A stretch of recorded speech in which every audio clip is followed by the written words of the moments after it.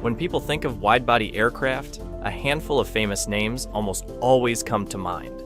There's the Boeing 747, the Queen of the Skies, a giant that redefined what air travel could mean for the world. Its arrival in the early 1970s was more than just a technological marvel. It was a cultural phenomenon. There's the Lockheed L1011 TriStar, with its sleek tri-jet design and advanced flight systems that made pilots swoon and engineers take notice. And of course, the McDonnell Douglas DC-10, another tri-jet of the 1970s, rugged, reliable, and everywhere in the skies above North America. In later decades, Airbus would become synonymous with iconic names like the A320, the A330, and the A350, each aircraft carving its place in global aviation. Yet, lurking in the background of this story is an aircraft that, though less celebrated, quietly reshaped the aviation landscape forever. This was the world's very first twin-engine wide-body jetliner. It wasn't just another airplane. It was the aircraft that introduced technologies and design philosophies shaping generations of airliners to come. Most importantly, it gave Airbus credibility in a market dominated by the mighty American manufacturers. That aircraft was the Airbus A300. Today, we're going to explore the full story of the A300, how it came to be, what made it revolutionary, the challenges it faced to convince airlines, the quiet success it eventually achieved, and why history has largely forgotten it in favor of flashier names. Along the way, you'll see why this forgotten airplane deserves a place of honor in aviation history. The 1960s were a golden era for aviation. Jet airliners were transforming air travel from an exclusive luxury for the wealthy into a mainstream industry. In 1958, Boeing had launched the 707, an aircraft that made transatlantic flight accessible to more than just the elite. Suddenly, flying across the Atlantic was no longer a rare, exotic experience. It was becoming part of ordinary life. By 1970, Boeing introduced the 747, a true behemoth capable of carrying more than 400 passengers. Its size and ambition captured the imagination of the world. If the 707 had made long-haul flight accessible, the 747 had made it spectacular. Meanwhile, competitors were not standing still.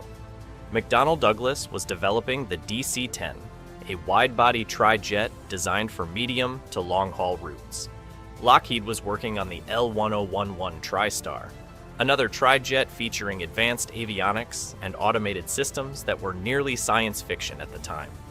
The Americans seemed to have all the bases covered: jumbo jets for long-haul international routes and tri-jets for medium-range missions. Europe, however, was lagging. Britain, France, and Germany had brilliant aerospace engineers and long-standing aviation traditions, but no single nation was strong enough to take on the Americans on its own. The solution? Collaboration.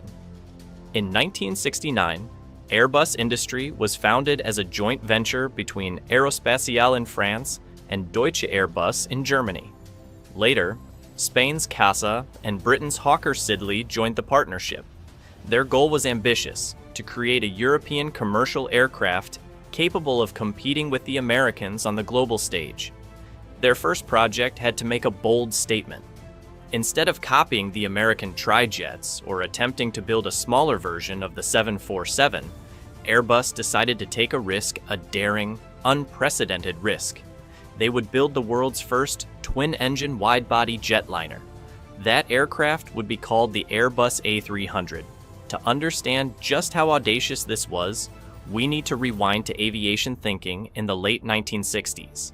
At that time, conventional wisdom held that wide-body aircraft needed at least 3 or 4 engines. Why? Because more engines meant redundancy, a critical factor for safety. If one engine failed over the open ocean, others could keep the aircraft aloft. Regulations were restrictive. Twin jets weren't allowed to fly more than about 90 minutes from a diversion airport. The assumption was that any aircraft meant for medium or long-haul travel required 3 engines or more. Airbus engineers, however, had a different vision. By the late 1960s, high-bypass turbofan engines were emerging. These engines were far more efficient and reliable than the turbojets of the previous decade. With these engines, Airbus argued, a twin-engine widebody could be just as safe as a trijet while dramatically reducing fuel consumption, weight, and maintenance costs.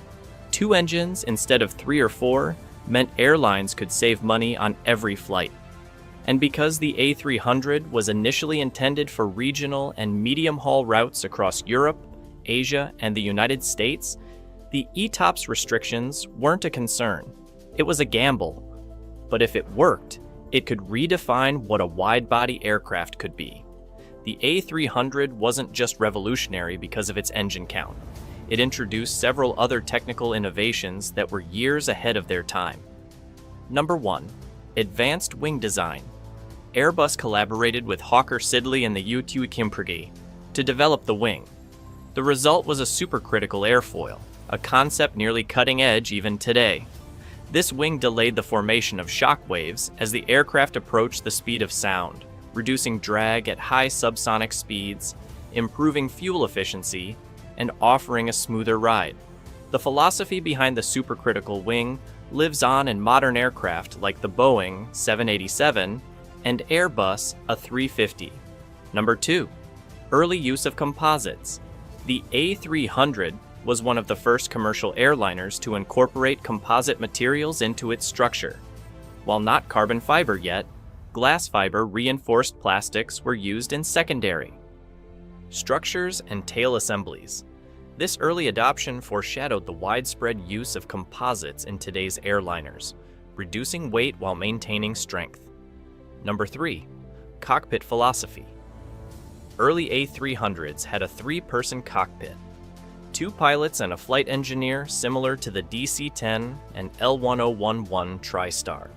But Airbus had a vision for the future. By the 1980s, with the A300-600, they eliminated the flight engineer, introducing one of the first wide-bodies with a 2-crew digital cockpit. This shift laid the foundation for Airbus's philosophy of cockpit commonality. A pilot trained on one Airbus model could transition to another with minimal retraining. This saved airlines time and money and became one of Airbus' most powerful selling points. Number 4. Cabin and cargo design. The fuselage of the A300 measured 5.64 meters wide, allowing a 2-4-2 seating layout, 2 seats by each window and 4 in the center. This configuration balanced passenger comfort with operational efficiency, setting a benchmark that continues to influence wide-body seating arrangements today. Beneath the cabin, the A300 was designed to carry standardized LD3 cargo containers. While seemingly minor, this standardization revolutionized airline cargo operations and remains a backbone of global air logistics to this day. The Airbus A300 made its maiden flight on October 28, 1972. While a triumph for engineers and a historic moment for European aviation, the initial market response was lukewarm. Airlines were cautious. Airbus was a new company with no track record, and the established American manufacturers had decades of experience and global support networks. By 1974, only a handful of orders had been placed. Airbus faced the real possibility of collapse. The A300 needed a breakthrough, a demonstration that would convince the world that it wasn't just viable, but superior. In 1977, Airbus executed a bold strategy. They offered Eastern Airlines in the United States a trial of the A300. Eastern flew the aircraft on busy domestic routes, and the results were striking. The A300 burned significantly less fuel than competing aircraft. It carried more passengers at lower operating costs. It proved highly reliable, even in intensive service. Impressed by the performance, Eastern placed a formal order. This was a pivotal moment. Airbus had finally earned credibility in the US, arguably the most critical market in aviation. Momentum quickly built. Air France and Lufthansa became early European operators. In Asia, Thai Airways and Korean Air adopted the A300. Indian Airlines found it perfect for high-demand domestic routes. In the Middle East, Saudia and Kuwait Airways deployed it effectively. At last, the aircraft had achieved liftoff. Airbus continued refining the A300 across multiple variants. The A300B2, the first Drive's production model, focused on regional routes. The A300B4 added extra fuel capacity for longer missions. The A300-600 featured advanced engines from General Electric and Pratt & Whitney, a lighter airframe, and a two-crew digital cockpit. One of the A300's lasting successes came in cargo operations. Its wide fuselage and LD3 container compatibility made it ideal for freighter conversion. Companies like FedEx, UPS, and DHL became major operators. Decades later, A300 freighters are still in service. Airbus even developed the A300-600 ST Beluga, a specialized aircraft with a bulbous fuselage designed to transport large aircraft components between factories. Despite its achievements, the A300 never captured public imagination like the 747, DC-10, or later models. The reasons are clear. Number 1. Timing. The A300 entered service under the shadow of the 747, which dominated headlines. Number 2. Range limitations. Early A300s were medium-haul workhorses, not glamorous transoceanic aircraft. Number 3. Later success. Models like the A320, the A330, and the A340 overshadowed the A300 globally. The A300 quietly did its job, paving the way for Airbus's later triumphs, while others captured the spotlight. Even if it wasn't a household name, the A300's influence is profound. It proved that a twin-engine widebody was feasible, safe, and economical. Its pioneering design paved the way for all future Boeing and Airbus widebodies. Without the A300, the landscape of modern commercial aviation would be very different. It wasn't just an aircraft. It was a technological trailblazer, a financial lifeline for Airbus, and a quiet revolution in how airlines and manufacturers approached aircraft design.